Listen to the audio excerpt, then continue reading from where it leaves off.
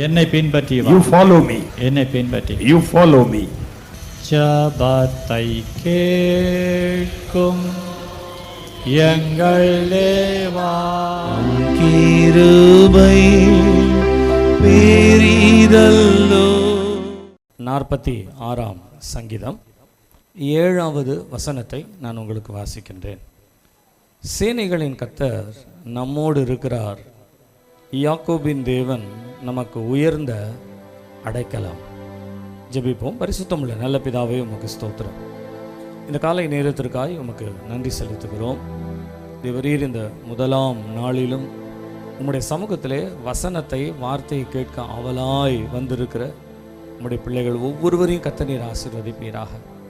தேவ சமூகத்துக்கு வருவது ஒரு பெரிய பாக்கியம் ஆண்டவரே. அந்த பாக்கியத்தை நாங்கள் இழந்து விடாதபடிக்கு நீர் எங்களுக்கு ஏற்படுத்தின உம்முடைய இரக்கத்திற்காக நன்றி செலுத்துகிறோம். இந்த நாளிலும் வர முடியாமல் வியாதியினாலோ அல்லது சூழ்நிலையினாலோ தள்ளப்பட்ட ஒவ்வொருவரையும் நினைவு கூறுகிறோம். கர்த்தர் நீர் இந்த முதலாம் நாளிலும் அவர்கள் இருதயத்திலே வருத்தத்தோடு ஏங்கி நிற்கிற இந்த சூழ்நிலையிலே கர்த்தர் நீர் அவர்களையும் ஆசீர்வதித்து இந்த வருஷத்திற்குண்டான பலத்தையும் சுகத்தையும் கர்த்தர் நீர் தருவீராக, நீ நடத்துவீராக. நாங்கள் வாசித்த இந்த வேத வசனத்தை இந்த நாளில் எங்களுக்கு இந்த வருஷம் முழுவதுமாய் நாங்கள் தியானிக்கத்தக்கதாய் எங்களோடு கூட பேசுவீராக. இயேசுவின் நாமத்தில் பிதாவே, ஆமென். கர்த்தருடைய நாமம் மகிமைப்படுவதாக.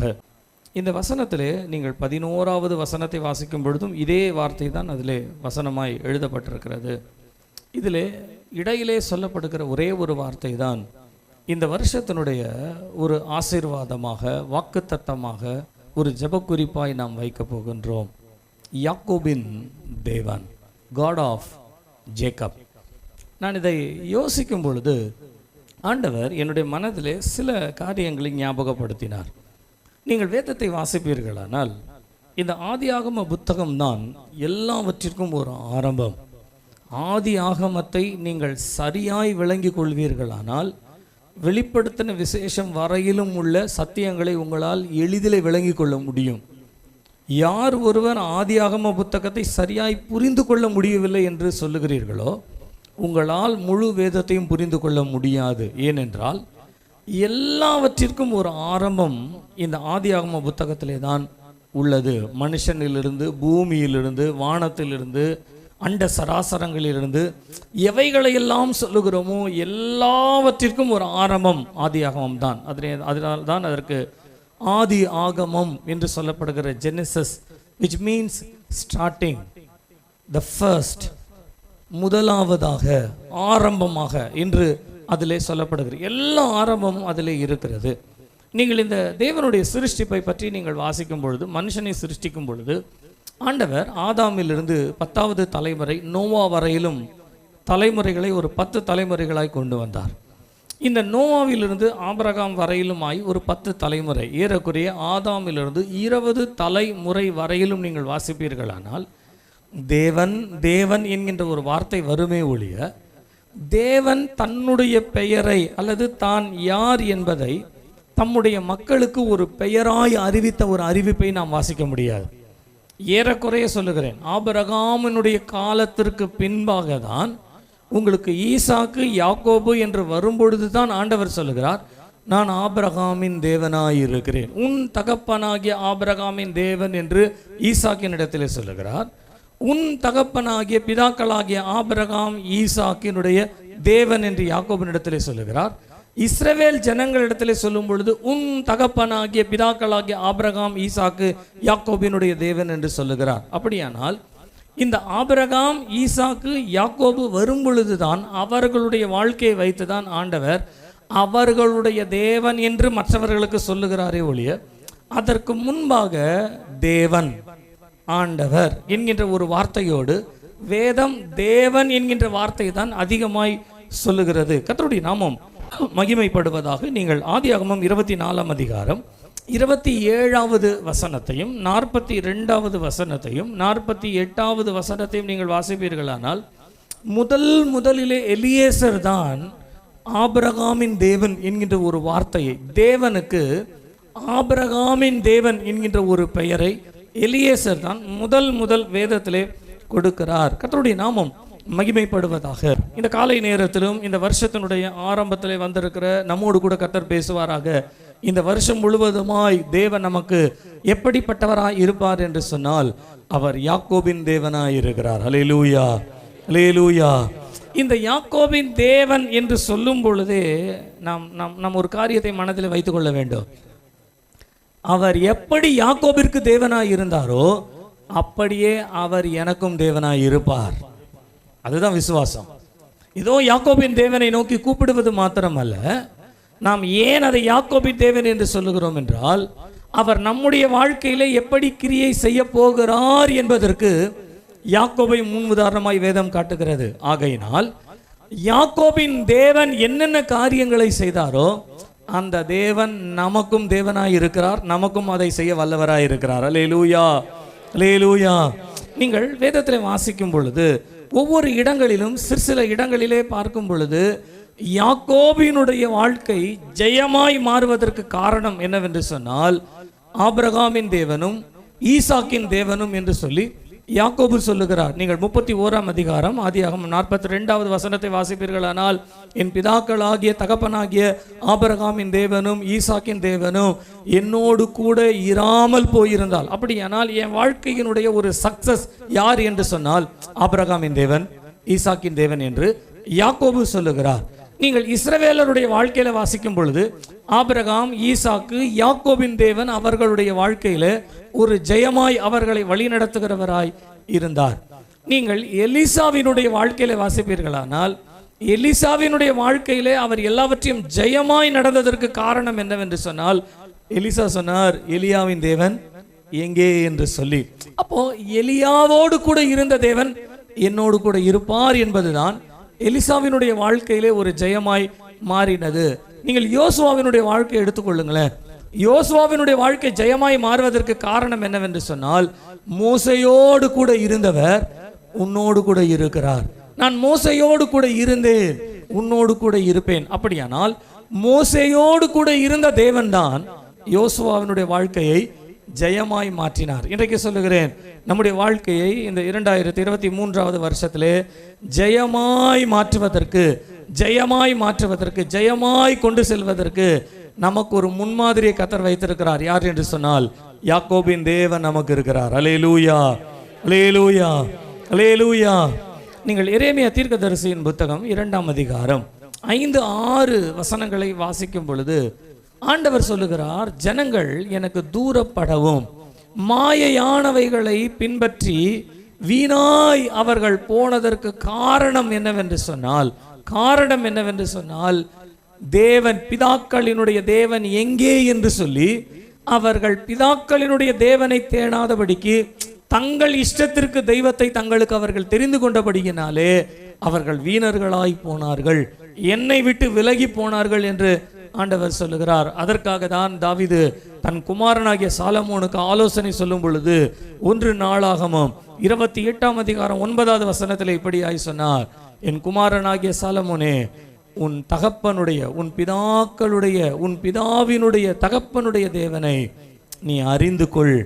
தகப்பனுடைய தேவனை அறிந்து கொள்வது மாத்திரமல்ல, அவரை நீ சேவிப்பது மாத்திரமல்ல, முழு மனதோடு கூட நீ தேடுவது மாத்திரமல்ல, எந்த சந்தர்ப்பத்திலும் அவரை நீ ஒரு நாளும் விட்டுவிடாதே என்று சொல்லுகிறார்.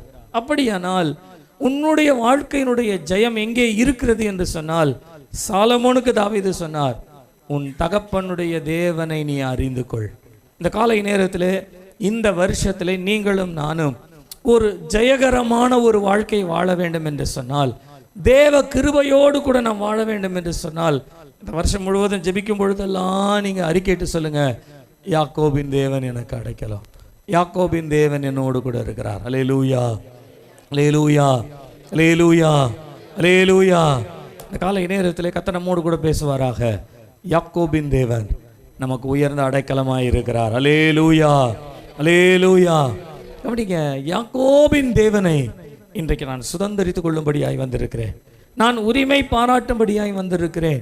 நீங்கள் வேதத்திலே ராகாப்பை பற்றி எடுத்துக்கொண்டாலும் சரி, அல்லது ரூத்தை பற்றி நீங்கள் எடுத்துக்கொண்டாலும் சரி, அல்லது யாக்கோபினுடைய தனிப்பட்ட வாழ்க்கையில் நீங்கள் வாசித்தாலும் சரி, இவர்கள் எல்லாரும் தேவனை அறிந்து கொண்ட உடனே அவங்க செய்த ஒரு காரியம் என்ன தெரியுங்களா? தேவனை தங்களுக்கு சொந்தமாய் மாற்றிக்கொள்ள அவர்கள் வகை தேடினார்கள். ராகாப் ஒரு தேவையற்ற ஒரு சூழ்நிலையிலே வாழ்ந்து கொண்டிருந்தவள் என்று நமக்கு தெரியும். ஆனால் தேவனை பற்றி அறிந்தவுடனே அவளுடைய மனமெல்லாம் இந்த தேவனை சொந்தமாக்கி கொள்ள வேண்டும், இந்த தேவனை என்னுடைய தேவனாய் மாற்றிக்கொள்ள வேண்டும். ரூத்தும் அதே தான் நகோமியினிடத்திலே சொல்லுகிறாள், உம்முடைய தேவன் என்னுடைய தேவன் என்று சொல்லுகிறார். அது மாத்திரமல்ல, யாக்கோபு போகிற பிரயாணத்தினுடைய வழியிலே சொல்லுகிறார், நீர் எனக்கு தேவனாய் இருப்பீர். கர்த்தருடைய நாமம் மகிமைப்படுவதாக. இந்த காலை நேரத்திலே நீங்கள் யாரை தேடி வந்திருக்கிறீர்களோ அவர்கள் ஒருவேளை இவர்களுடைய அவர்களுடைய இன்னாருடைய என்று நீங்கள் கேள்விப்பட்டிருக்கலாம். யாருடைய தேவனாய் கேள்விப்பட்டிருந்தாலும் சரி, அவரை சொந்தமாக்கி கொள்ளும்படியாக தான் இந்த 2023 ஆண்டை கர்த்தர் நமக்கு கொடுத்தார். அல்லேலூயா, அல்லேலூயா.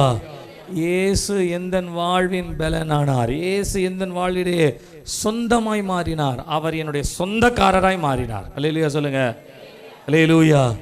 ஏதோ ஆண்டவரை துதிக்கணும் ஆராதிக்கணும் அப்படின்றதுனால நம்ம ஏதோ துதிச்சுட்டு ஆராதிச்சுட்டு போகிறது மாத்திரம் இல்லை.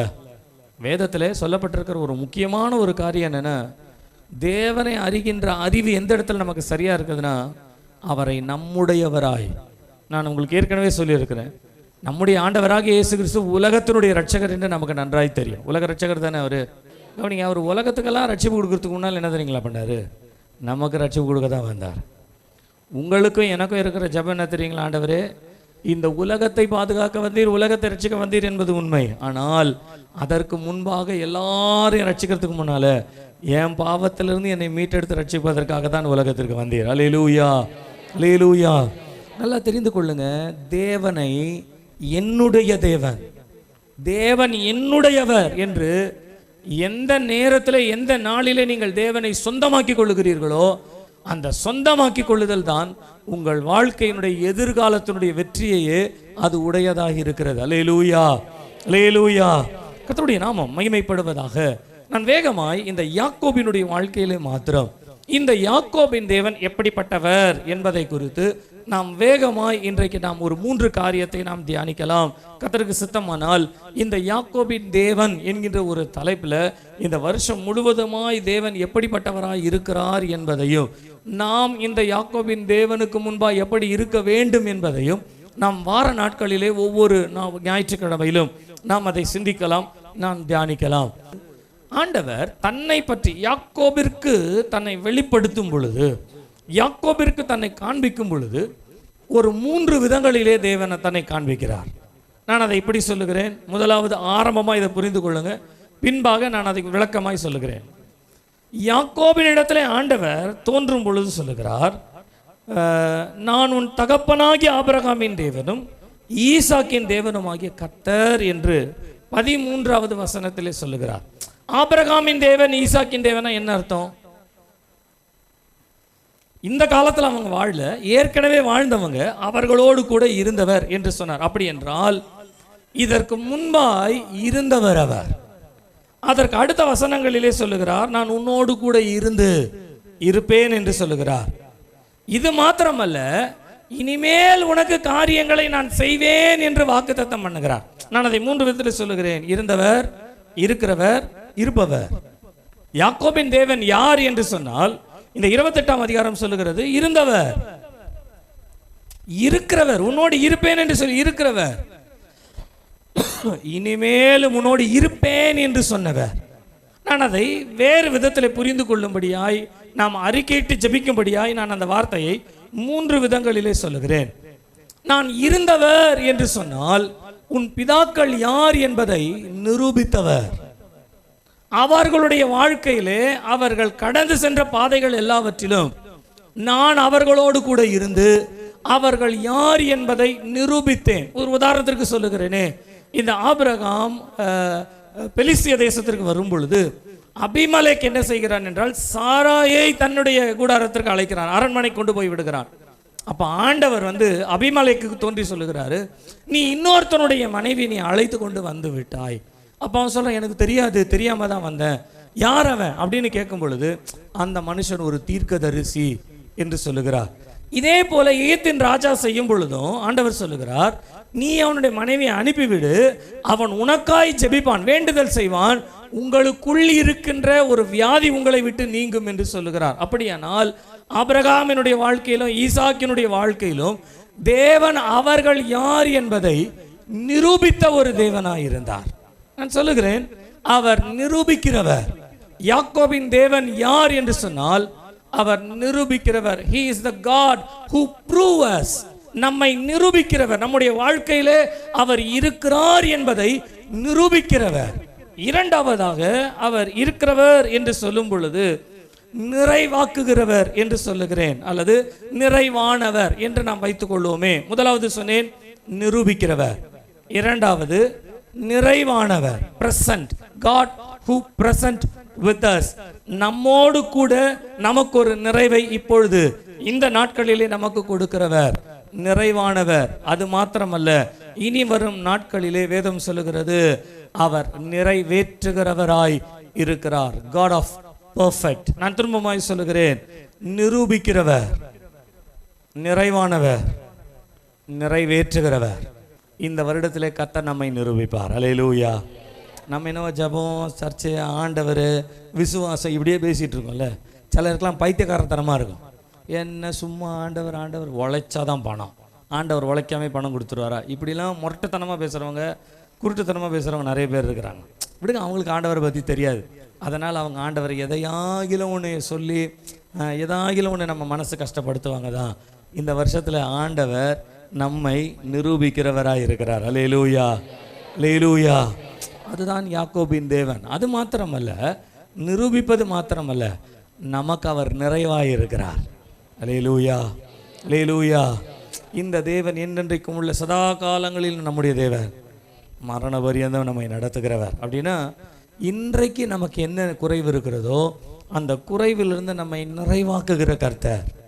மூன்றாவதாய் சொல்லப்படுகிறது, அவர் எதிர்காலங்களிலே நமக்கு என்ன வாக்குத்தத்தங்களை பண்ணினாரோ அதை நிறைவேற்றுகிறவர், நிறைவேற்றுகிறவர். கர்த்தருடைய நாமம் மகிமைப்படுவதாக. நம்முடைய தேவன் யாக்கோபின் தேவன் என்று சொல்லும் பொழுது he will prove us, அவர் நம்மை நிரூபிக்கிறவராய் இருக்கிறார். நீங்கள் 13வது வசனத்தை வாசிப்பீர்களானால் அதற்கு மேலாக கர்த்தர் நின்று, ஆதியாகமம் 28ஆம் அதிகாரம் 13வது வசனம், கர்த்தர் அதற்கு மேலாக நின்று, நான் ஆபிரகாமின், உன் தகப்பனாகிய ஆபிரகாமின் தேவனும் ஈசாக்கின் தேவனும் ஆகிய கர்த்தர் என்றார். கர்த்தருடைய நாமம் மகிமைப்படுவதாக. நீங்கள் இந்த ஆபிரகாமினுடைய தேவன், ஈசாக்கினுடைய தேவன் என்று நீங்கள் வேதத்திலே வாசிக்கும் பொழுது கர்த்தருடைய நாமம் மகிமைப்படுவதாக. ஆண்டவர் ஆபிரகாம், ஈசாக்கு என்று சொல்லி அவர்களோடு கூட இருந்து அவர்களுடைய வாழ்க்கையில எந்த இடத்திலெல்லாம் அவர்கள் வீழ்ச்சி அடைகிறார்களோ அங்கெல்லாம் அவர்களை உயிர்ப்பித்தவராய் அல்லது தூக்கி எடுத்தவராய், நடத்தினவராய், பலப்படுத்தினவராய் இருந்தார் என்று சொல்லி நாம் வேதத்திலே வாசிக்கின்றோம். நான் மிக குறிப்பாய் 2 காரியங்களை நான் உங்களுக்கு சொல்லுகிறேன்.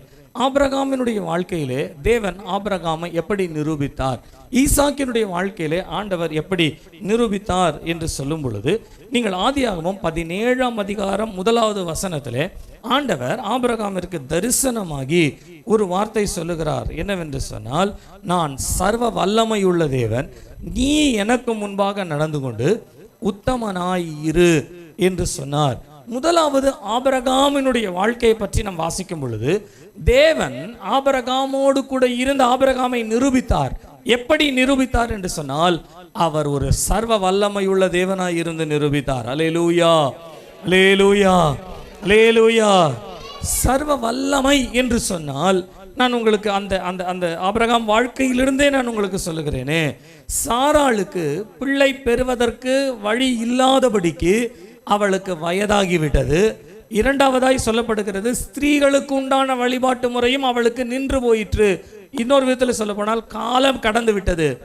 அதே நேரத்தில் இனிமேல் எதையும் எதிர்பார்க்க முடியாதபடிக்கு அவருடைய வாழ்க்கையினுடைய சரீர சூழ்நிலையும் மாறிவிட்டது. எல்லாமே காலமும் கடந்து போச்சு, வயசாயிருச்சு, சரீரத்தினுடைய சூழ்நிலை பலனும் இல்லாம போயிருச்சு. இது ரெண்டுமே இல்லாத ஒரு சூழ்நிலையில் தான் ஆண்டவர் வந்து சொல்லுகிறார், நிச்சயமாகவே நான் உனக்கு ஒரு ஆண் பிள்ளையை கொடுப்பேன் என்று. அல்லேலூயா. நம்முடைய ஆண்டவர் சர்வ வல்லமை உள்ளவருங்க, சர்வ வல்லமை உள்ளவர். சர்வ வல்லமை உள்ளவர்னா அதை நான் இப்படி சொல்லுகிறேனே, நீங்கள் ரோமரில் வாசிக்கும் பொழுது 4ஆம் அதிகாரம் 17ஆவது வசனம் சொல்லுகிறது, அவர் இல்லாதவைகளை இருக்கிறவைகளாய் அழைக்கிற தேவன். ஆபிரகாமுடைய வாழ்க்கையில் தான் சொல்லப்படுகிறது. இல்லாதவைகளை, பிள்ளையே இல்லைங்க ஆபிரகாமுக்கு, பிள்ளையே பிறக்கலை. ஆண்டவர் எப்படி தெரியுங்களா ஆசீர்வதிச்சார் ஆபிரகாமை? எப்படி ஆசீர்வதிச்சார்? இப்போ நம்ம ஏதாவது ஒரு ஆசீர்வாதம் கொடுக்குறோம், கல்யாணம் ஆனவங்களுக்கெல்லாம் சொல்லுவாங்க, என்ன சொல்லுவாங்க? 16 பெற்று சொல்லுங்க, 16 பெற்றுன்ட்டு 16ஐயும் பெற்றுட்டு போயிட்டு அப்புறம் என்ன வருது? யார் ஸ்கூலுக்கு பணம் கட்டுறது? இந்த காலத்தில் ஒன்றை வச்சுக்கிட்டே மேய்க்க முடியல. சாப்பா என்னையே பாடு. நான்லாம் எங்கள் அம்மாவை பார்க்கும்போது கேட்பேன், ஏம்மா நாங்களாம் 8 பேர், எப்படி 8 பேர் இல்லைங்களா நீங்கள் வளர்த்தீங்க அப்படின்னு கேட்டால், ஆண்டவராக வளர்த்துட்டாரு. அப்படி தான் நாங்களும் விசுவாசித்து 2 பெற்று வச்சுருக்கோம். அது படுற பாடு இருக்கு பாருங்க. ஒன்று ராத்திரி தூங்குனா ஒன்று பகலில் தூங்காது.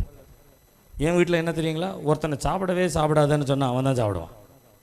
ஒருத்தனை சாப்பிட்றான்னு அவங்க அம்மா கெஞ்சினாலும் சாப்பிட மாட்டான். எல்லா குடும்பத்துலேயும் ஒரு பிள்ளையை வச்சுட்டு 2 பிள்ளையை வச்சுட்டு நம்மளால் ஒன்றும் பண்ண முடியலை. 16 பெற்றுன்னு சொன்னால் 16 விதமான சுபாவங்களை சொல்லப்படுது. சரிங்களா? 16 பிள்ளைகளை கிடையாது. அது எல்லாம் நமக்கு ஏற்ற மாதிரி மாற்றிக்கிட்டோம். சரி, அது போட்ட விடுங்க. நம்முடைய வாழ்க்கையில் நான் சொல்லுகிறேன், சில காலங்கள், சில சூழ்நிலைகள் இது வரைக்கும் நமக்கு கிடைக்கும். நான் உங்களுக்கு ஏற்கனவே சொன்னது போல, சகரியா எலிசபெத்தை குறித்து நீங்கள் வாசிக்கும் பொழுது, ஒரு நாள் சகரியா தன்னுடைய ஆசாரிய முறைமையின்படி தூபம் காட்டுவதற்கு தேவாலயத்திற்கு போகிறார். தேவதூதன் வந்து சொல்லுகிறார், சகரியாவே உன்னுடைய வேண்டுதல் கேட்கப்பட்டது, உன்னுடைய ஜபம் கேட்கப்பட்டது, உனக்கு ஒரு ஆண் பிள்ளை பிறக்கணுன்னு. சகரியா கேட்குறாரு, நான் வயசாயிருச்சு, என்னுடைய ஒய்ஃபும் கிளவி ஆயிட்டாங்க, இனிமேல் எங்களுக்கு எப்படி அப்படின்னு கேட்குறாரு. நீங்கள் யோசித்து பாருங்க, சகரியா கூட அந்த ஜபத்தை நிறுத்தியிருப்பாரு. சகரியா கூட இனிமேல் நம்ம எதுக்கு ட்ரை பண்ணணும், இருக்கட்டும் ஆண்டவர் கொடுத்தா கொடுக்கட்டும் நிறுத்தியிருப்பாரு. ஆனால் சகரியா ஜெபித்த ஜபத்தை பரலோகம் அங்கீகரித்தபடியினாலே, பரலோகத்திற்கு வயசையோ காலங்களையோ பரலோகம் பார்க்காது. தேவனிடத்திலே ஒரு காரியத்தை செய்ய வேண்டும் என்று தேவன் தீர்மானித்தார். ஆனால் இல்லாமல் இருந்தால் கூட அதை உருவாக்குகிற கர்த்தர் நம்மோடு கூட இருக்கிறார். அல்லேலூயா, அல்லேலூயா. இந்த காலை நேரத்தில் விசுவாசிங்க, நம்முடைய வாழ்க்கையில் எந்த காரியம் நமக்கு தேவைப்படுகிறது, நம்முடைய சூழ்நிலைக்கு நமக்கு அது தேவைப்படுகிறது, சரி செய்ய வேண்டும் என்று எந்த காரியம் சரி செய்ய வேண்டுமோ, உலகத்தில் இருக்கவங்க சொல்லுவாங்க முடியவே முடியாது, அதெல்லாம் வாய்ப்பே கிடையாதுன்னு சொல்லுவாங்க. ஆனால் யாக்கோபின் தேவன் சொல்லுகிறார், நான் சர்வ வல்லமை உள்ளவர். அல்லேலூயா, அல்லேலூயா. ஒரு குழந்தை உருவாவதற்கு முன்பாகவே சங்கீதக்காரன் பெயர் சொல்லி அழைத்தவர். என் தாயின் கருவிலே நான் உருவாவதற்கு முன்பாகவே என் எலும்புகள் எல்லாம் உருவாகும் பொழுது உன் கண்கள் கண்டது. நான் சொல்லுகிறேன், நம்முடைய ஆண்டவர் சர்வ வல்லமை உள்ளவர், இல்லாதவைகளை நமக்கு இருக்கிறவைகளாய் அழைக்கிற கர்த்தர். அல்லேலூயா, அல்லேலூயா, அல்லேலூயா. கர்த்தருடைய நாமம் மகிமைப்படுவதாக.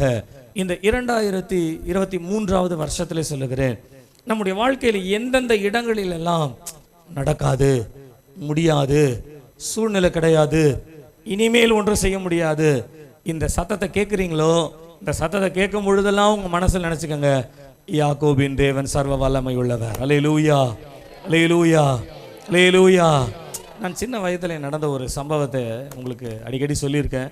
இன்றைக்கு ஞாபகம் வந்ததுனால சொல்கிறேன். இந்த சிறு வயதில் சரி ஏறக்குறைய ஒரு 3 வயசு இருக்கும் பொழுது, நான் பிள்ளைகளோடு, என்னோடய ஃப்ரெண்ட்ஸ் பிள்ளைகளோடு கூட நான் விளையாடி கொண்டு இருக்கும் பொழுது, அந்த டைம்லலாம் பார்த்தீங்கன்னா இந்த பிளாட்ஃபார்மில் உங்களுக்கு நடுவில் ஒரு கல் வச்சுருப்பாங்க, ரோடுக்கு நடுவில். இப்போ தான் பிளாட்ஃபார்ம் ரோடு எதுன்னு தெரியல, அப்போ அந்த மாதிரி தெரியும், கருப்பு வெள்ளை கருப்பு வெள்ளைன்னு 2 பக்கமும் வந்துடும். அந்த கல் இருக்குது பாருங்கள், அந்த கல் மேலே நடந்து விளையாடிட்டே இருந்தவங்க ஒருத்தர் தள்ளி விட்டுட்டே விளையாட பாருங்கள். ஒருத்தர் தள்ளின உடனே அந்த கால் 2 இப்படி விழுதுட்டேன்.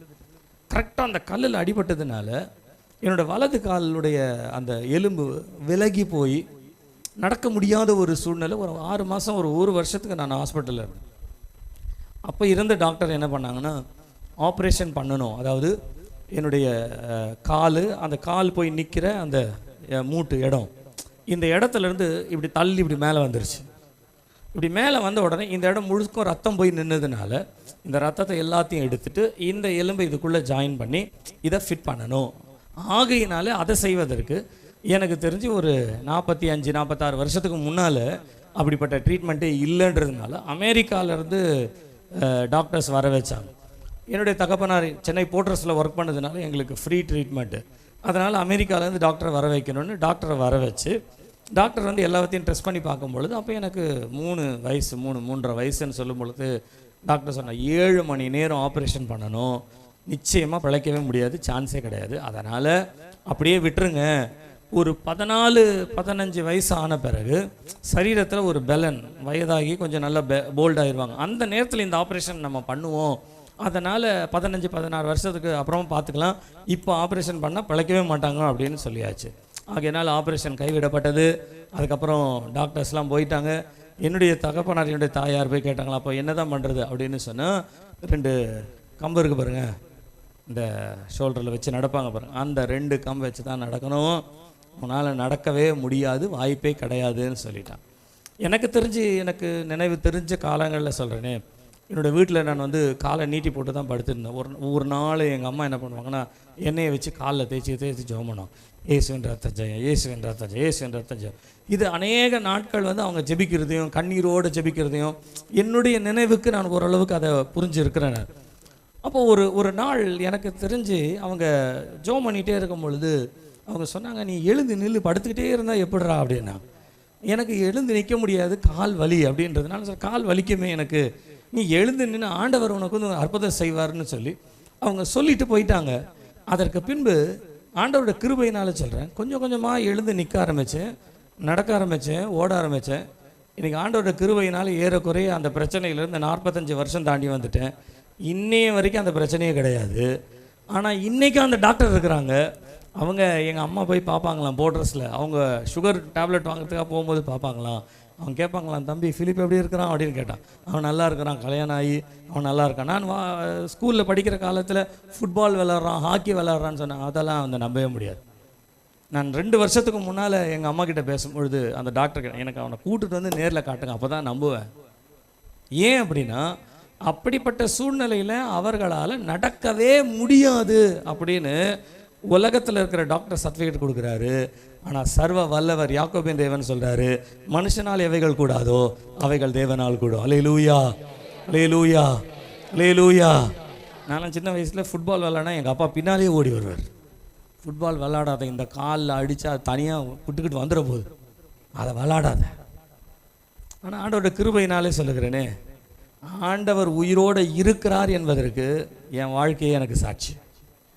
முடியாதவைகளை முடிய பண்ணுகிறவர். அல்லேலூயா. நான் உங்களோடு கூட இருக்கிறார் சொல்கிறேன். இன்றைக்கு நீங்கள் இந்த 1ஆம் தேதி காலையிலே ஏதாகிலும் ஒரு குறிப்பிட்ட காரியம் முடியாது என்று நீங்கள் நினைப்பீர்களானால், முடியாதவைகளாக இருக்கும் என்று நினைப்பீர்களானால், எது நீங்கள் முடியாதுன்னு நினைக்கிறீங்களோ அந்த முடியாததற்கு இயேசுவின் நாமத்தினாலே சொல்லுகிறேன், யாக்கோபின் தேவன் சர்வ வல்லமை உள்ளவர், முடியாததை அவர் முடிய பண்ணுவார். அல்லேலூயா, அல்லேலூயா, அல்லேலூயா. இந்த யாக்கோபின் தேவனை குறித்து 2வதாய் சொல்லப்படுகிற ஒரு காரியம் என்னவென்று சொன்னால், அவர் சர்வ வல்லவர், வல்லவர் மாத்திரமல்ல, நமக்குள் வாழுகிறவராய் இருக்கிறார். He is not only God of Almighty, He is alive, alive, alive, God of alive. நீங்கள் ஈசாக்கினுடைய வாழ்க்கையில் வாசிப்பீர்களானால் 26ஆம் அதிகாரம் 28வது வசனத்திலே அபிமலேக் என்று சொல்லப்படுகிற ஒரு பெலிஸ்திய ராஜா ஈசாக்கை சந்திக்க வருகிறான். அப்படி சந்திக்க வரும்பொழுது சொல்லுகிறான், அதற்கு அவர்கள், நிச்சயமாய் கர்த்தர் உம்மோடு கூட இருக்கிறார் என்று கண்டோம். நான் இந்த வசனத்தை அடிக்கடி வாசிச்சிருக்கிறோம். அப்படி வாசிக்கும் பொழுது இதில் இன்னொரு காரியத்தை தேவன் எனக்கு உணர்த்தி வைத்தார். ஈசாக்கோடு கர்த்தர் இருக்கிறார் என்பதை நாங்கள் கண்டோம் அப்படின்ட்டு அபிமலேக் சொல்லுகிறார். இதில் ஆண்டவர் ஈசாக்கோடு கூட இருக்கிறார் என்று சொல்லப்படுவது ஒரு பக்கம் இருந்தாலும், இன்னொரு பக்கத்தில் அபிமலேக் ஏதோ தேவனை அறியாத ஒரு ராஜா தன்னுடைய வாயினாலே அறிக்கையிட்டு சொல்லுகிறார், தேவன் இருக்கிறார் என்பதை நான் பார்க்கிறேன். அந்த தேவன் எங்கே இருக்கிறார் என்றால் உங்களோடு கூட இருக்கிறார். அல்லேலூயா, அல்லேலூயா. நீங்கள் இந்த 26ஆம் அதிகாரத்தை நீங்கள் வாசித்தீங்கன்னா 12-13 வசனங்கள் எல்லாம் சொல்லுகிறது, ஈசாக்கு அந்த தேசத்தில் விதை விதைத்தான், கர்த்தர் அவனை ஆசீர்வதித்ததினால் அந்த வருஷத்திலே 100 மடங்கு பலனடைந்தான். அவன் ஐஸ்வர்யவனாகி வர வர விருத்தி அடைந்து மகா பெரியவன் ஆன பிறகு 14வது வசனத்தில் தான் பிரச்சனை.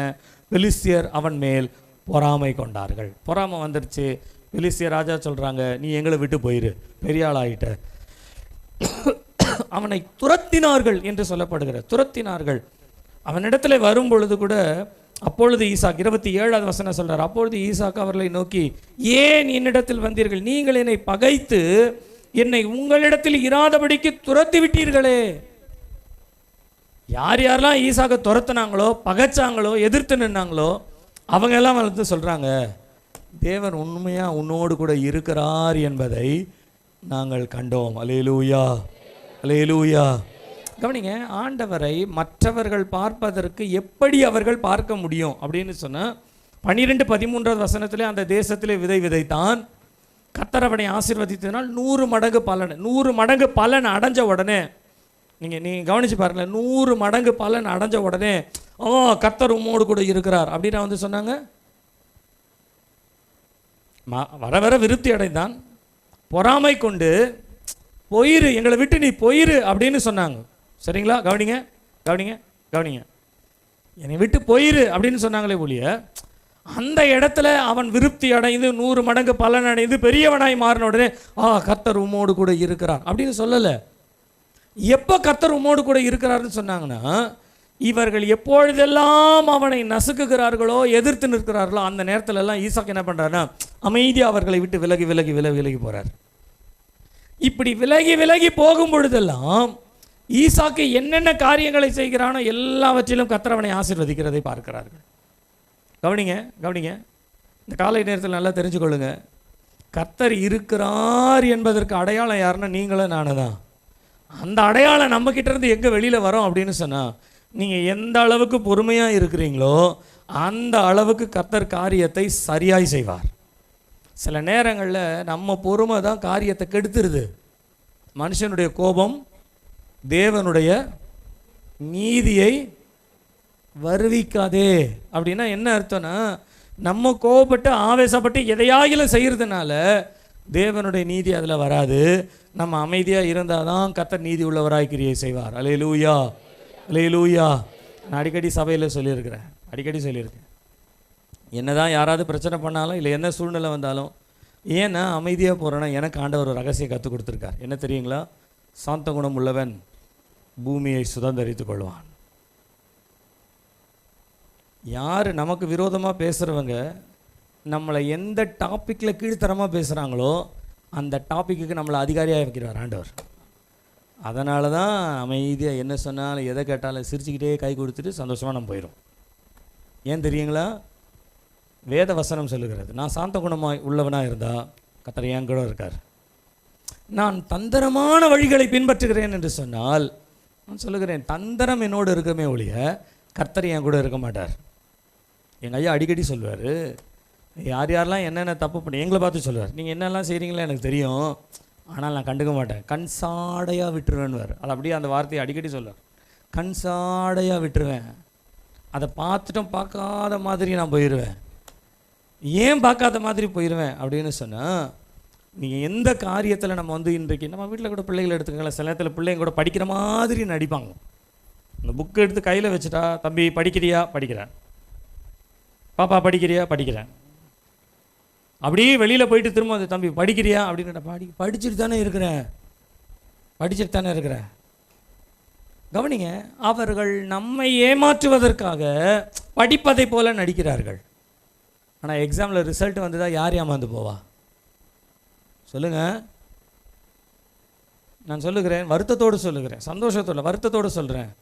நிறைய பேருடைய ரிசல்ட்டு சரியில்லை தெரியுங்களா? ஏன் ரிசல்ட்டு சரியில்லைன்னு சொன்னால், ஏதோ ஒரு இடத்துல நம்ம நம்ம நம்ம மனுஷனை ஏமாத்துறோம்னு நினைக்கிறோம், ஆனால் கர்த்தரை ஏமாற்றி கொண்டு இருக்கிறோம். இந்த காலை நேரத்தில் ஆண்டவர் நம்மோடு கூட பேசுவாராக. 1ஆம் தேதியிலே நம்முடைய மனக்கண்களை திறப்பாராக. நான் சொல்கிறேன், எல்லாவற்றிலும் சாந்தமாக இருங்க, எல்லாவற்றிலும் அமைதியாக இருங்க. எதையாகிலும் என்ன சொல்கிறது, நல்லது செய்கிறேன் கெட்டது செய்கிறேன்னு சொல்லி எங்கேயாவது போய் நீங்கள் மாட்டிக்காதீங்க. உங்களுக்கு கொடுக்கப்பட்ட வேலையை மாத்திரம் செய்யுங்க. நான் சொல்கிறேன், நீங்கள் கொடுக்கப்பட்டதை உண்மையாக செய்யுங்க. அதில் ஏதாகிலும் பிரச்சனை வரும்பொழுது சகித்து கொள்ளுங்க, பொறுத்து கொள்ளுங்க, அமைதியாக போங்க. வேதம் சொல்லுகிறது, யாக்கோபின் தேவன் நம்மோடு கூட இருக்கிறார், நிரூபிப்பது மாத்திரமல்ல, நான் அவர்களோடு இருக்கிறேன் என்பதை மற்றவர்கள் அறிந்து கொள்ளும்படியாய் கர்த்தர் மாற்றுவார். அல்லேலூயா, அல்லேலூயா, அல்லேலூயா. நம்ம வீட்டில் எந்த பிரச்சனைக்கு விடுதலை வந்தாலும் பக்கத்தில் இருக்கவங்க சாட்சி சொல்லணும், அவங்களுடைய ஜெபம் தான் அவங்கள விடுதலை ஆகுச்சு. நம்ம வீட்டில் இருக்கிறவங்க சொல்லுவோம், நம்முடைய ஜெபம் தான் நம்மளை விடுதலை ஆகுச்சு. அல்லேலூயா. ஆகையினாலே இன்றைக்கு முதலாவது யாக்கோபின் தேவன் நிரூபிக்கிறவர், அவர் வல்லமையுள்ளவர், அவர் நம்மோடு கூட வாழுகிறவர். அல்லேலூயா.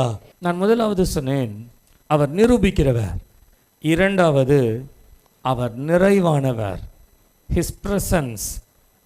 28ஆம் அதிகாரம் 15வது வசனம் ஆரம்பிக்கும் பொழுது இப்படியாக சொல்லுகிறது, நான் உன்னோடு இருந்து நீ போகிற இடமெல்லாம் உன்னை காத்து இந்த தேசத்திற்கு உன்னை திரும்பி வர பண்ணுவேன், நான் உனக்கு சொன்னதை செய்யும் அளவு உன்னை கைவிடுவதில்லை. இங்கே பாருங்கள், இந்த முதல் வார்த்தை பாருங்கள், நான் உன்னோடு கூட இருந்து என்று சொல்லப்படுகிறது. நல்லா கவனிங்க, ஒரு நிமிஷம் கவனிங்க. ஆண்டவர் சொல்லுகிறார் யாக்கோபின் இடத்துல, நான் உன்னோடு கூட இருப்பேன். நான் இதை வாசிக்கும் பொழுது, இன்றைக்கு மத்தியானம் வாசிக்கும் பொழுது நான் யோசித்து பார்த்தேன்.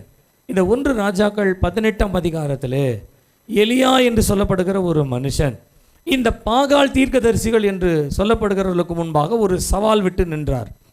அந்த சவாலின் போது நடந்த ஒரு சம்பவம் என்னவென்று சொன்னால், இந்த பாகாலுடைய தீர்க்கதரிசிகள் எல்லாம் பாகாலை நோக்கி கூப்பிடுகிறார்கள். காலையில தொடங்கி வரைக்கும் கூப்பிடுறாங்க. நீங்கள் 18ஆம் அதிகாரம் 26வது வசனத்திலும் 28வது வசனத்திலும் வாசிக்கும் பொழுது அங்கே சொல்லப்படுகிறது, அவர்கள் பாகாலை நோக்கி கூப்பிட்டார்கள். அதற்கு பின்பு பாகால் கேட்கலன்றதுனால குதித்து ஆடினார்கள் அப்படின்ட்டு, குதித்து ஆடினார்கள். அதற்கு பின்பு உரத்த சத்தமாய் கூப்பிட்டார்கள். அதற்கு பின்பு தங்கள் சரீரத்திலே ரத்தம் வடியும் மட்டும் கத்திகளாலும் ஈட்டிகளாலும் கீறி கொண்டார்கள். பாருங்க, அவர்களுடைய தேவனை அவர்கள் தரிசிப்பதற்கு அவங்க என்னென்னலாம் கஷ்டப்படுறாங்க பாருங்களேன்.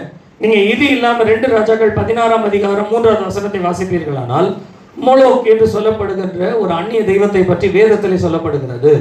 இந்த மோலோக்கினுடைய வழிபாட்டு முறை என்ன அப்படின்னு சொன்னா, மோலோக்கை வழிபடுகிற முறை என்று சொல்லப்படுகிற இந்த வழிபடுகிற முறை என்று சொன்னால் என்னவென்றால், தீக்கடக்க பண்ணுதல், தங்கள் பிள்ளைகளை தீ மிதிக்க பண்ணுதல், தீக்கடக்க பண்ணுதல் என்பது வேதத்திலே மோலோக் என்று சொல்லப்படுகிற ஒரு தெய்வத்தினுடைய வழிபாட்டு முறையிலே வருகிறது. இது மாத்திரமல்ல, நீங்கள் எரேமியா தீர்க்கதரிசியின் புத்தகத்தில் 7ஆம் அதிகாரம் 44ஆம் அதிகாரத்தை நீங்கள் வாசிப்பீர்களானால் அங்கே சொல்லப்படுகிறது, வானராக்கினிக்கு அவர்கள் அப்பம் சுட்டார்கள், அப்பம் பணியாரம் செய்தார்கள், அப்பம் சுட்டார்கள் என்று சொல்லப்படுகின்றது.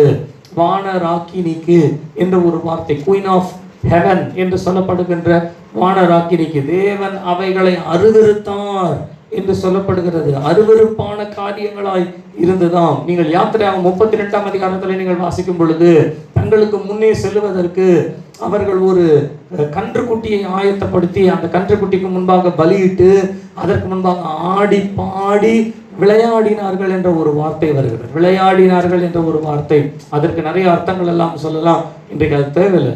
இருந்தாலும் விளையாடினார்கள் என்ற ஒரு வார்த்தை இதிலே சொல்லப்படுகிறது. கவனிங்க கவனிங்க கவனிங்க. இவைகளெல்லாம் தங்களுடைய தெய்வங்களை அவர்கள் அழைப்பதற்கு, ஒவ்வொருவரும் ஒவ்வொரு விதத்திலே தங்கள் தெய்வத்தை அழைப்பதற்காக அவர்கள் செய்கிற வேலை. ஆனால் நம்முடைய ஆண்டவர் அழைக்கிறதுக்கு நீங்க என்ன பண்ணுவீங்க? நம்ம ஆண்டவர் எப்படி தெரியுங்களா? என்னை நோக்கி கூப்பிடு, நான் உனக்கு. அதுதான் கஷ்டமா இருக்கு, வேற ஒண்ணு. ஒரு காலத்துல தேவனை அறியாத பொழுது எப்படி நான் இப்படி சொல்றேனே, காலையில எழுந்து இருட்டோட வெளிச்ச சூரியன் வர்றதுக்கு முன்னால போய் அப்படியே ஸ்நானம் பண்ணி அதை பண்ணி இதை பண்ணி இதெல்லாம் அப்ப செஞ்சாச்சு. ஒரு காலத்துல எப்படி இருந்தோம்?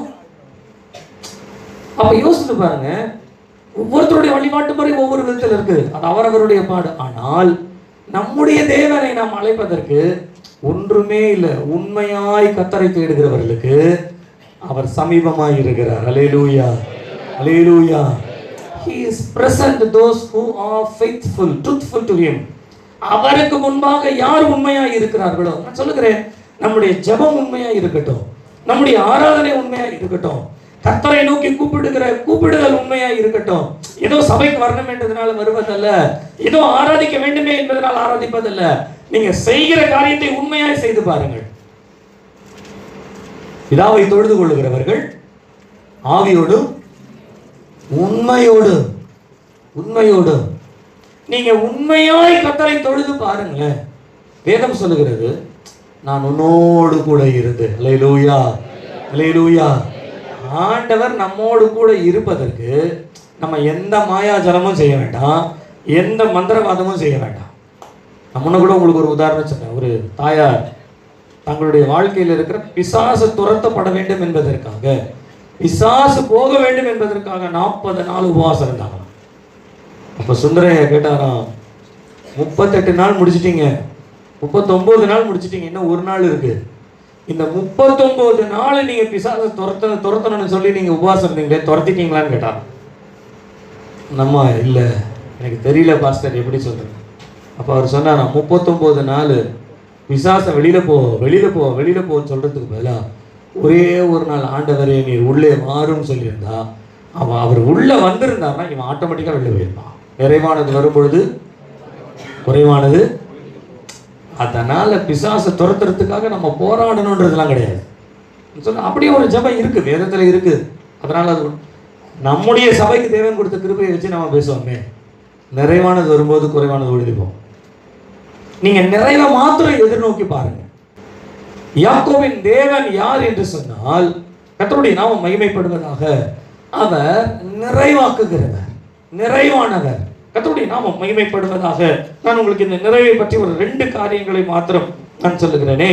இந்த 15வது வசனத்திலே அவர் நிறைவானவர் என்ன செய்கிறார் என்று சொன்னால், நான் உன்னோடு கூட இருந்து, நீங்க அந்த 15வது வசனத்திலே உன்னை காத்து என்ற வார்த்தையும் கடைசியிலே உன்னை கைவிடுவதில்லை என்று சொல்லுகிறார். அப்படியானால் நம்முடைய தேவன் நம்மோடு கூட இருக்கிறார் என்று சொன்னால் 2 காரியம் செய்யறார். ஒன்று, நம்மை காத்து கொள்ளுகிறார், நம்மை கைவிடாதபடிக்கு நம்மோடு கூட இருக்கிறார். அல்லேலூயா, அல்லேலூயா, அல்லேலூயா. அவர் நம்மை காத்து நடத்துகிற தேவன். நீங்க இந்த யாக்கோபனுடைய வாழ்க்கையிலே வாசித்தீங்கன்னா ரொம்ப அருமையா ஒரு வசனம் ஒன்று சொல்லப்படும். 31ஆம் அதிகாரத்திலே 42வது வசனத்தை நீங்கள் வாசிப்பீர்களானால், 31:42 வாசிங்க.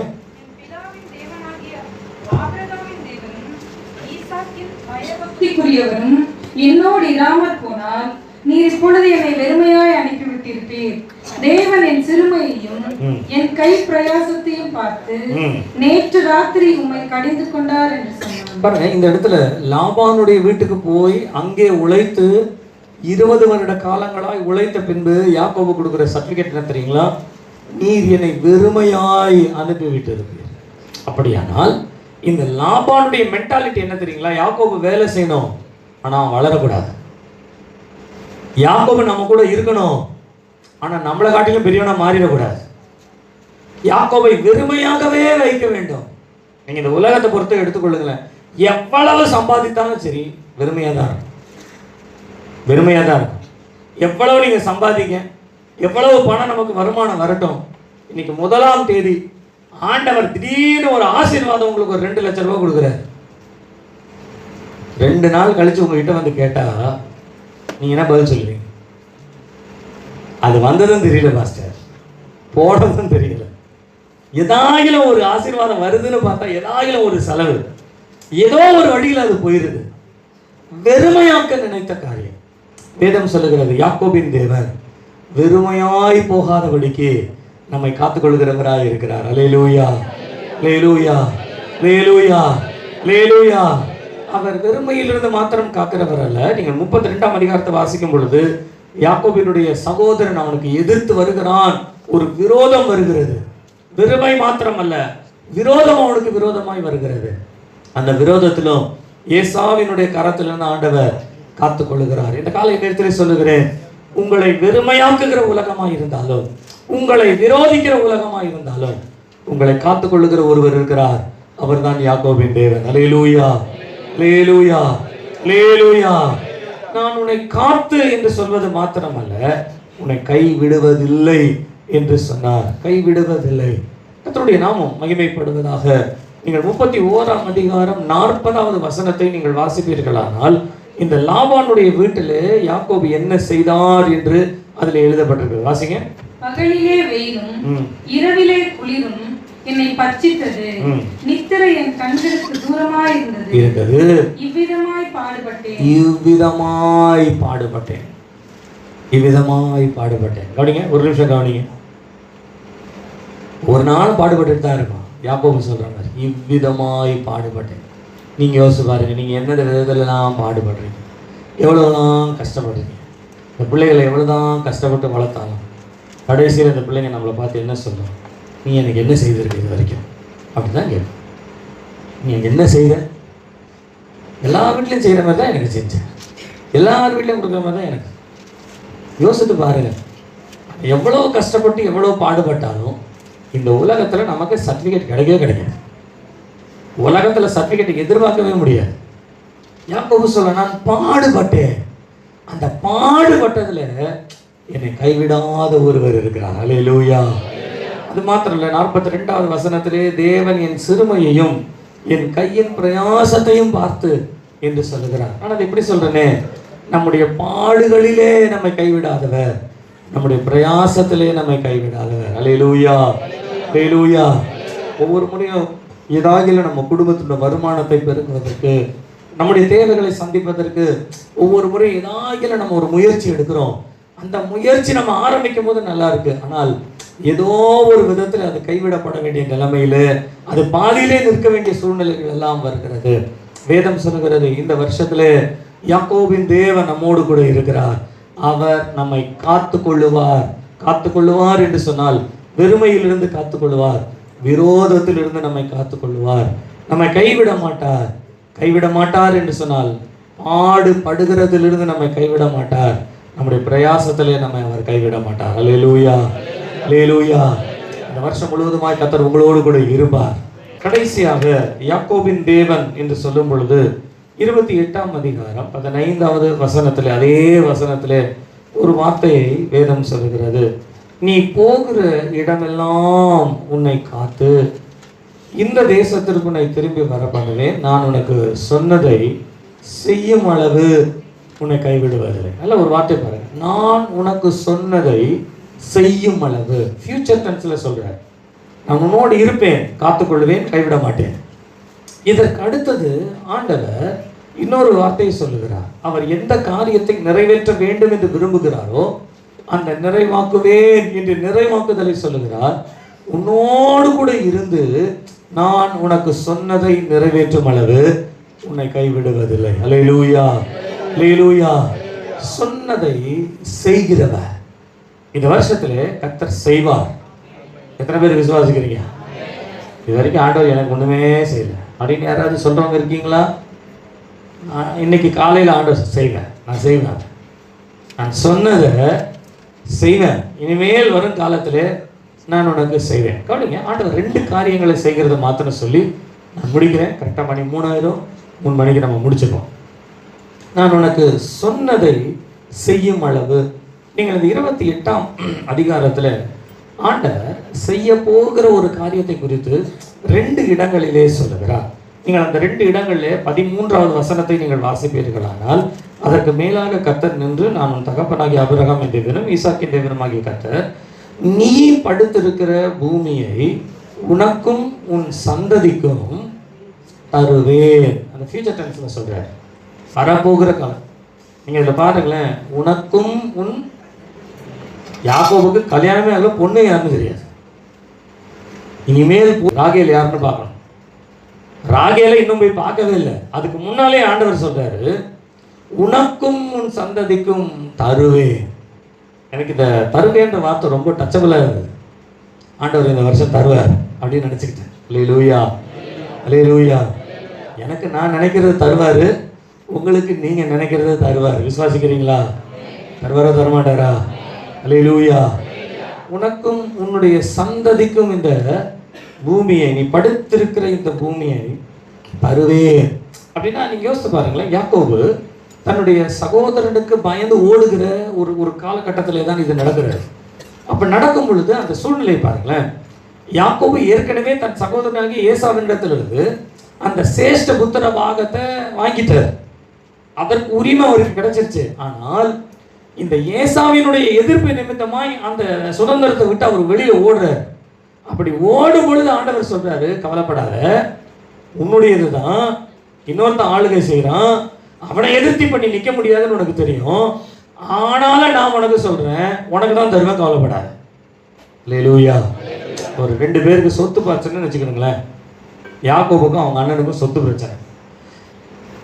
யாக்கோபனுடைய அண்ணன் சொத்தை ஏசா எல்லாத்தையும் யாக்கோபுக்கு வித்துட்டான். இப்போ யாக்கோபனுடைய நிலைமை மாறிடுச்சு. இந்த ஏசா வந்து சண்டையில் வில் வித்தையில் வல்லவனாச்சு. அவன் சண்டைலாம் போடுறது ரொம்ப பயங்கரமான ஆள். அதனால் ஆளை வச்சு மிரட்டி மரியாதை ஓடி போயிடுது ஊரை விட்டு. இல்லைன்னா உன்னை கொன்னுருவேன் நான் அப்படின்னு சொல்லும் பொழுது யாக்கோபு ஓடுறாருன்னே வச்சுக்கோங்களேன். அவர் ஓடும் பொழுது ஆண்டவர் வழியில் சந்தித்து சொல்கிறாரு, உன்னுடைய சொந்த இடம் இன்னொருத்தன் உன்னை துரத்துறான்னு பார்க்குறாரு, அதுக்கெல்லாம் உன்னை பயப்படாத, உனக்கு தான் நான் தருவேன், கவலைப்படாத, உனக்கும் உன் சந்ததிக்கும் நான் தருவேன். நான் சொல்லுகிறேன், அநியாயமாய் அபகரிக்கப்பட்டவைகளாக இருந்தாலும், அநியாயமாய் நம்முடைய கையிலிருந்து பிடுங்கப்படுகிறவைகளாக இருந்தாலும், நமக்குரியதை நாம் பெற்றுக்கொள்ளாதபடிக்கு எந்த தடைகள் இருந்தாலும், காலை நேரத்தில் ஆண்டவர் சொல்லுகிறாரு, நான் அதை உனக்கு தருவேன். அல்லேலூயா. யார் தராங்களே இல்லையா, கர்த்தர் தருவாருங்க. உங்களுக்கு சுகத்தை அவர் தருவார், பலத்தை அவர் தருவார், ஜீவன் அவர் தருவார், வல்லமை அவர் தருவார். உங்களுக்கு என்ன தேவையோ ஆண்டவர் தருவார். அல்லேலூயா, அல்லேலூயா, அல்லேலூயா. இது மாத்திரம் அல்லாதபடிக்கு ஆண்டவர் அந்த இடத்துல திரும்பமாய் ஒரு வார்த்தைங்க சொல்றார் பாருங்க. 15வது வசனத்துல, நான் உன்னோடு கூட இருந்து நீ போகும் இடமெல்லாம் உன்னை காத்து இந்த தேசத்திற்கு உன்னை திரும்பி வர பண்ணுவேன் என்ற ஒரு வார்த்தை சொல்றேன். ஃபியூச்சர் டென்ஸ்ல சொல்றேன். தருவேன் அப்படின்னு சொன்னாரு. 2வது சொல்றாரு, திரும்பி வர பண்ணுவேன். அல்லேலூயா, அல்லேலூயா, அல்லேலூயா. அப்படிங்க, நம்முடைய வாழ்க்கையில திருப்ப முடியாத காரியங்கள் எவைகளாக இருந்தாலும் தேவன் அவைகளை திரும்ப பண்ணுகிறவராக இருக்கிறார். திரும்ப பண்ணுகிறவரா. நான் சொல்றது, ஒரு சிலருக்கு உங்களுக்கு ஒரு தீர்க்க தரிசனமாய் ஆவிக்குரிய வாழ்க்கையை சம்பந்தப்பட்டதாய் சொல்லுகிறேன். உங்கள் ஆவிக்குரிய வாழ்க்கையிலே நீங்கள் போகிற பாதை எப்படிப்பட்ட சூழ்நிலையாக இருந்தாலும் உங்களை எந்த இடத்துல கர்த்தர் தம்மிடத்துல திருப்பணுமோ கர்த்தர் திருப்புவார் ஒரு நாள். ஆமென் சொல்லுங்க. இங்கே உட்கார்ந்து இருக்கிற நிறைய பேர் ஆண்டவருக்கு ஊழியம் செய்கிறேன்னு வாக்கு பண்ணிட்டு ரொம்ப ஜம்பமாக உட்காந்துருக்கீங்க. சரிங்களா? ஒவ்வொரு முறையும் ஜோம் பண்ணும்போது ஆண்டவர் நம்மளை குத்திக்கிட்டே டச் பண்ணுறாரு. என்னப்பா அது மெதுவாக சொல்லுவாங்களே, இந்த லைட்டை டச் பண்ணிங்கன்னா ஞாபகம் இருக்கா, அப்படி ஞாபகம் இருக்கா அப்படின்ற மாதிரி ஜபம் பண்ணும் பொழுதெல்லாம், இந்த ஊழியோன்ற வார்த்தை வரும் பொழுதெல்லாம் நம்ம என்ன சொல்கிறோம், வழியே இல்லை ஆண்டவரே, நான் எந்த வழியில் இருக்கேன், நான் பாட்டுட்டு எங்கேயோ எந்த பக்கத்தில் போகிறேன்னே தெரியல. இந்த பவுல் சொல்வார் கப்பல் பிரயாணத்தில், நாங்கள் போய் சேருகிற இடம் இன்னதென்று அறியாமல் காற்று அடிக்கிற திசையிலே நாங்கள் கொண்டு போகப்படுகிறோம். இன்னைக்கு வாழ்க்கை அப்படிதான் இருக்கு. ஆண்டவர் நமக்கென்று சில காரியங்களை குறித்து இருக்கிறார். ஆனால் இன்னைக்கு நம்ம வாழ்க்கை திசை எப்படி காத்தடிக்குதோ அந்த பக்கம்லாம் நம்ம திரும்பி திரும்பி ஓடிக்கிட்டே இருக்கிறோம். இந்த காலை நேரத்தில் ஆண்டவர் சொல்றார், திரும்ப பண்ணுவேன். அல்லேலூயா, அல்லேலூயா. யார் யாரெல்லாம் ஊழியத்துக்கு ஒப்பு கொடுத்தீங்களோ தயவு செய்து ஜெபம் பண்ணுங்க. இந்த வருஷம் ஜெபம் பண்ணுங்க. ஆண்டவர் ஏற்ற காரியங்களை உங்களுக்கு திரும்ப பண்ணுவார். உங்களுக்கு அந்த காரியத்தை உங்களிடத்தில் திரும்ப பண்ணுவார். நீங்கள் திரும்பத்தக்கதான காரியங்களை கர்த்தர் உங்களுக்கு என்று செய்வார். அல்லேலூயா, அல்லேலூயா, அல்லேலூயா. இந்த 2023ஆவது ஆண்டுல கர்த்தர் நமக்கு சொல்லுகிற ஒரு வார்த்தை, யாக்கோபின் தேவன் அல்லேலூயா அவர் நிரூபிப்பார். அவர் நமக்குள்ளே நிறைவாய் இருப்பார். அவர் நம்மிலிருந்து நிறைவேற்றுவார். அல்லேலூயா. எல்லாரும் எழும்பி நின்று கொஞ்ச நேரம் கர்த்தரை நாம் ஸ்தோத்தரித்து அந்த யாக்கோபின் தேவனை கொஞ்ச நேரம் நம்ம துதித்து கொஞ்ச நேரம் ஆராதனை பண்ணிட்டு,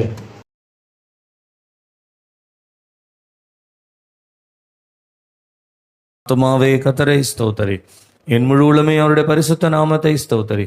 என் ஆத்துமாவே கர்த்தரை ஸ்தோத்தரி, கர்த்தர் செய்த சகல உபகாரங்களையும் மறவாதே. ஆமே, ஆமே. நம்முடைய கர்த்தராகிய இயேசு கிறிஸ்துவுடைய கிருபையும் பிதாவாகிய தேவனுடைய அன்பும் பரிசுத்த ஆவியானுடைய ஐக்கியமும் சிநேகமும் நம் அனைவரோடும் சகல பரிசுத்தவான்களோடு கூட கர்த்தருடைய வருகை மட்டும் இருப்பதாக. ஆமேன், ஆமேன். அல்லேலூயா, அல்லேலூயா, அல்லேலூயா.